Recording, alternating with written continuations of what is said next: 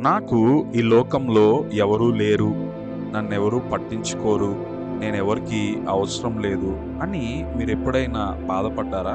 అయితే మీ బాధను, మిమ్మల్ని చూసేవారు ఒకరున్నారు. ఆయనే ఎల్‌రాయ్.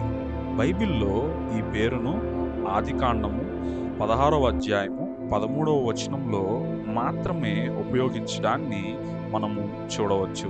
ఎల్‌రాయ్ అనే హీబ్రూ పదానికి నన్ను చూసే దేవుడు అని అర్థము.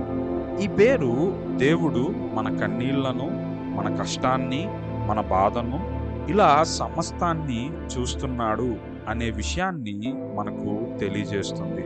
అయితే ఈ వాక్యాన్ని వింటున్న నీకు ఎల్‌రాయ్ దేవుడు నిన్ను చూస్తున్నాడని, నీవు ఒంటరివాడవు కాదని, ఆయన నీతోనే ఉన్నాడని జ్ఞాపకం చేస్తూ ముగిస్తున్నాను.